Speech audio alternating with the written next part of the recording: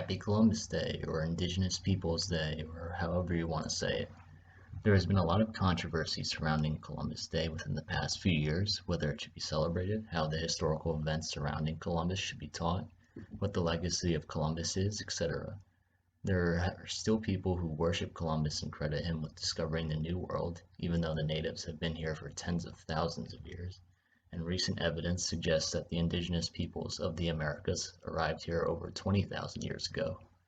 On the other side, there are those who say that he is part of a history of a white supremacist structure here in America and that he is a white supremacist, even though white supremacy as an ideology did not exist yet, and Columbus did not use language in his writings to indicate genetic or racial, as we understand it, inferiority. I have a radical idea for the teaching of the history surrounding Columbus's voyages. Teach the entire history, including giving all of the historical context leading up to his voyages and the context surrounding his voyages, without including the narratives from the Columbus apologists or the woke. What specifically am I talking about with regards to historical context leading up to his voyages? Let me explain. We should start off with what was going on during the High and Late Middle Ages, specifically with trade with the East. This becomes important later with regards to the reasons for Columbus's voyage. Various kingdoms and civilizations in Europe during the High and Late Middle Ages would trade and acquire various silks and spices from the Far East through a group of trade routes known as the Silk Road, with the Byzantine Empire and its capital Constantinople right at the center of this east-west trade exchange.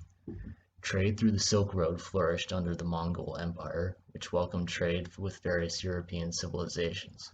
In fact, there was even a famous encounter between a European explorer and the Khan of the Mongol Empire. I'm of course referring to Marco Polo's famous journey across the Silk Road to the Far East, where he met Kublai Khan. The historical events surrounding their meeting would require a whole nother video.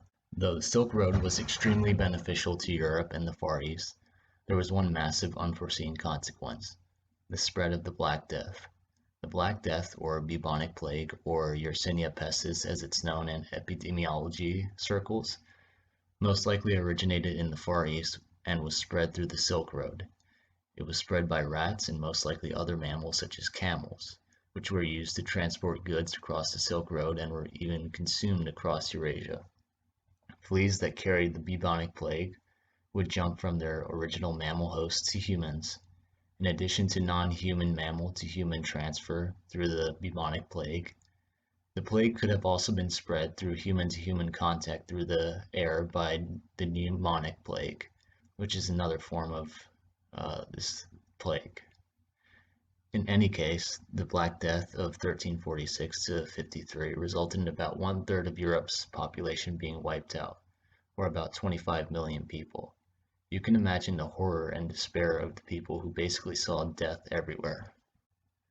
One silver lining, if there was one, from the Black Death was that as a result of the massive death toll in Europe, there were several positive economic effects.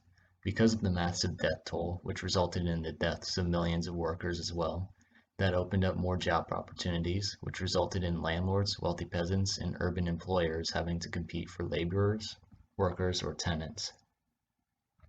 As a result, rents and fines fell, and agricultural and urban real wages increased. Now, the consequences from both this include both a post-plague inflation and the decrease in incomes for lords of the manor and wealthy peasants who, prior to the plague, relied on an abundance of cheap labor. But as a result of the long-term decline in the monetary amount for rents and fines, and the rising levels of wages for ordinary peoples in the town and countryside, there was a stronger purchasing power for the majority of the population, which resulted in more consumption of goods and changing pattern of consumption into a much wider range of consumer goods. This then resulted in economic growth throughout Europe, which would later allow for funding of explorers and expeditions from the nations such as Spain, Portugal, and England. Also, during the 14th century, we see the beginnings of the Italian Renaissance, along with the flourishing economies of the northern Italian city-states such as Venice.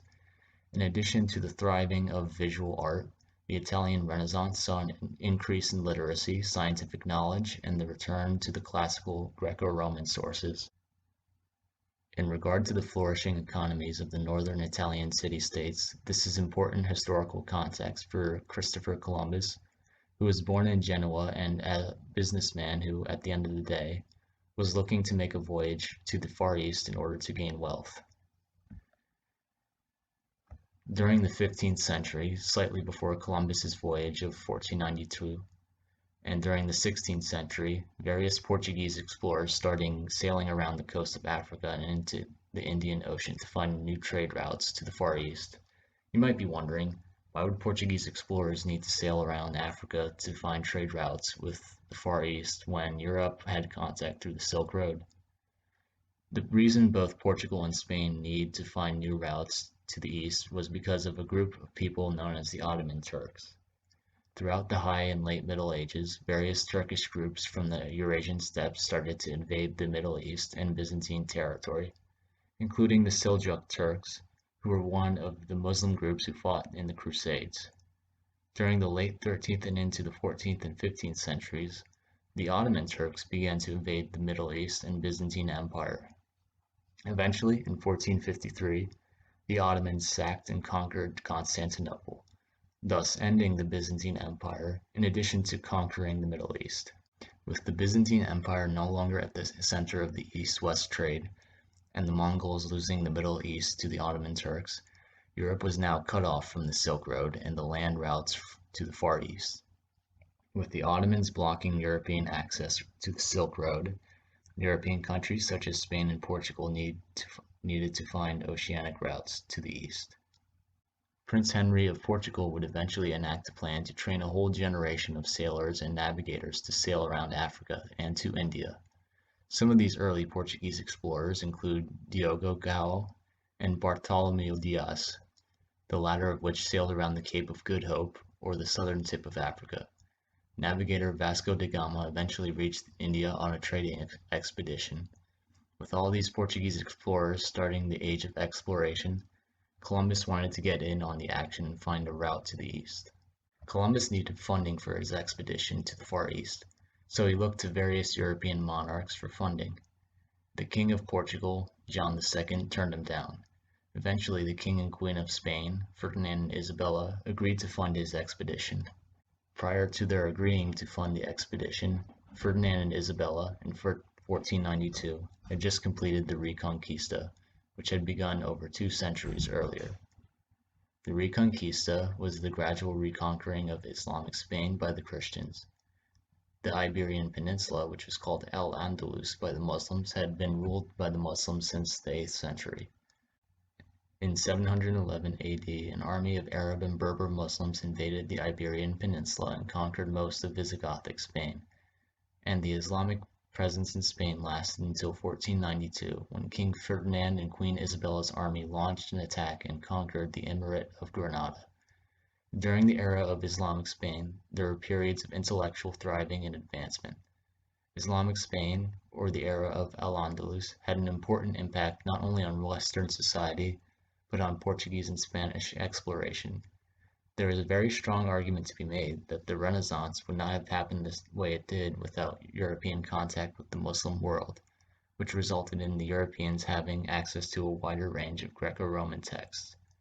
Islamic Spain played an important part in that process, because during the centuries when the Reconquista was occurring, the Christian Iberians would come into contact with the classical texts and decide to save them.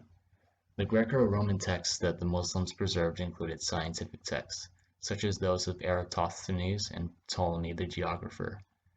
In fact, Columbus based his estimate on the Earth's circumference on Ptolemy's estimate, so Columbus is in a way indebted to the Muslims of Spain who preserved Ptolemy's texts.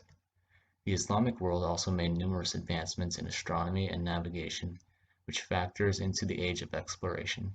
Islamic Spain's impact on Spanish and Portuguese exploration cannot be ignored. As mentioned before, after the Reconquista was completed, Ferdinand and Isabella agreed to fund Columbus's voyage. Columbus set sail on August of 1492 in the first of 4 voyages, and would not reach the New World until August 11th, 1492. Prior to landing on October 11th, Columbus's crew noticed a large flock of birds and many land birds, which they ended up following. When the 3 ships of Columbus landed on San Salvador, or as we know it, the Bahamas, they encountered the natives of the islands, who were the Taino and Arawak peoples. Columbus called them Los Indios because he believed he was in the Far East, or the India of South Asia. Columbus had underestimated the size of this planet and believed that by sailing across the Atlantic Ocean, he would eventually reach the Far East and gain access to the spice trade. He did not know where he was, let alone that he was in the Americas. Columbus described the Tainos and Arawaks as friendly, becoming attached to Columbus and his Spanish crew, and both sides began to exchange goods such as glass beads, parrots, javelins, and balls of cotton thread. Columbus said that the natives were not acquainted with weapons, as when he showed them one of his swords, they cut themselves by grabbing the blade. Columbus also wrote in his journal that many of the men had scars on their bodies, which they indicated resulted from the natives from nearby islands attacking them and attempting to capture them. Columbus indicated in his journal that he thought the natives would make good servants and that they could be peacefully converted to Christianity. He wanted to take 6 of the natives home so that they could learn their language. It is important to note that while Columbus's desire to convert the natives and subsequently the conquistadors' forced conversion of the Mesoamerican natives were going on, the Spanish Inquisition was occurring. Anyone that was accused of performing Muslim or Jewish practices or committing any sort of heresy would be put on trial and tortured until they confessed. The Inquisition targeted Muslims, Jews, and even Christians who were accused of heresy. The goal of the Inquisition was to purify the Spanish Catholic Church of any heresy. While the Inquisition was going on, there were Spanish missionaries sent to the New World to convert the indigenous peoples. There were obviously darker parts of the voyages of Christopher Columbus. Driven by economic interests and the desire for wealth, Columbus took many of the natives prisoner and tortured them. Early on, Columbus noticed the gold ear ornaments of some of the Arawaks and took them prisoner in order to force them to show where they got the gold. Columbus sailed to Fernandina Island in the Bahamas to search for a gold mine that was on or near the island, which was actually on an island called Samoet. Columbus would continue to sail until he could find Samoet, and he had natives helping him. On the more brutal side, natives were punished with having their hands cut off if they did not bring the Hawke's Bell of gold dust every 3 months. Throughout Columbus's 4 voyages and his governorship, the natives were forced to work in gold and silver mines, which resulted in a significant number of deaths. There is also an account of how Columbus brutally put down a native revolt and paraded the massacred bodies throughout the streets. There was clearly many cases of brutality that took place during Columbus's voyages and government. Eventually, Columbus was arrested and taken back to Spain, where he was charged with accusations of tyranny. Columbus was eventually freed and had his wealth restored, but was no longer governor of the West Indies. Later in his life, Columbus demanded that the Spanish crown give him 10% of all profits from the New World, but because he was no longer governor, the crown rejected his demands. This resulted in a series of lawsuits known as the Pleitos Colombianos, which lasted all the way until the 18th century. This demonstrates one of Columbus's primary goals with his voyages was to make a profit and become wealthy. Columbus eventually died on May 20th, 1506. The question remains, how should modern historians and laymen alike describe or portray Columbus's brutality towards the natives? I think this can be done by describing the events involving these massacres and brutal treatment, but without projecting 21st century morality onto someone who was a product of his time. Yes, Columbus's treatment of the natives was harsh and violent, but we need not look any further than Spain to find a parallel for instances of brutality and torture, such as the Inquisition, which was going on at the same time as Columbus's voyages. During Islamic Spain, there was an instance of a North African faction of Muslims who came into Seville and massacred hundreds of Jewish inhabitants. Violence such as that Columbus committed was nothing new or unusual for this time. There are people who accuse Columbus of being a genocidal white supremacist monster, but there are certain issues with this accusation. First, as mentioned before, white supremacy did not exist yet, and Columbus did not use racist or white supremacist language as we understand it. Yes, he described the Taino and Arawak natives as a poor people, easy to conquer, and some native groups more civilized than others. But that was based more on what he viewed as cultural inferiority of a foreign people, not inferiority based on genes or on racial characteristics as described by 19th century scientific racists. Also, describing foreign cultures as backward or inferior was nothing new, as the Greeks and Romans wrote about barbarian cultures being backward and inferior. Even the ancient Egyptians used harsh language to describe foreign peoples, using phrases like vile Kush and vile Asiatic. The historian Chris Lane points out that genocide isn't the best word to describe Columbus's brutality towards the natives, because genocide is intentional and Columbus's treatment of the natives resulted from negligence, his goal to obtain wealth, and his decrees. Historian William J. Connell agrees with my earlier statement about not applying modern morality onto figures of the 15th century. I believe that in order to accurately address the controversy surrounding Christopher Columbus, history teachers need to teach the entire history of Columbus and his voyages and the historical events preceding them, as I just did moments before. This should be done without a biased narrative from those who worship Columbus or the woke crowd who label him as a genocidal monster. There were obviously many atrocities committed against the indigenous peoples of the Americas by Columbus and later the US government, and at this point, the best thing to do is to teach about the entire history of the natives in these continents and the colonization that took place starting in the 15th century, not whitewashed or sugar-coated. History teachers should teach about how prior to the conquistadors conquering Mexico, Central and South America, there were advanced, sophisticated civilizations in these regions such as the Aztec, Maya, and Inca. Something to also keep in mind is that a lot of the depopulation of the natives was due to diseases brought from the Old World. And when studying the colonization of the New World by the Europeans, something to keep in mind is that, as scholars such as Jared Diamond have pointed out, the reason the Europeans were able to conquer the New World was due to their access to the necessary natural resources and geographic environmental factors. There were other cultures in the Old World that had access to these resources and were just as powerful as the Spanish, Portuguese, and English. Who is to say that if these European groups did not colonize the New World, the Chinese would not have done so and committed the same atrocities? Or if the Muslims held on to the Iberian Peninsula, that they, along with maybe another North African caliphate, wouldn't have colonized the New World and committed the same atrocities? Or the Ottoman Empire if they ended up conquering most of Europe? The reason I am positing these historical hypotheticals is to say that we should be careful not to single out the Europeans as uniquely evil or the only ones capable of oppressive colonization.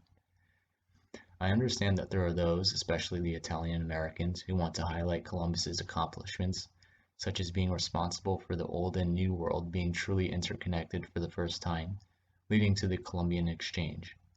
Columbus's voyages also began the era of the Atlantic world, where a three-way trading network between Europe, the Americas, and Africa was established. But we should not credit him with discovering the New World, since the natives were here first, and the New World was visited by Vikings and Polynesians long before Columbus. The early medieval Irish, led by Saint Brandon the Navigator, could have potentially visited the New World in the 6th century as well. There are also those who want to focus on Columbus's atrocities and label him a genocidal monster. But, as I have mentioned before, Columbus's atrocities resulted from his negligence, decrees, and greed. He was not intentionally trying to wipe the natives off the face of the earth. I believe there needs to be a balance between highlighting Christopher Columbus's accomplishments and the brutal acts he committed. We should try to teach the history of Columbus objectively, without biased narrative from either side. Let's teach the entire history surrounding Columbus's voyages, leaving nothing out, and try to be as objective as possible.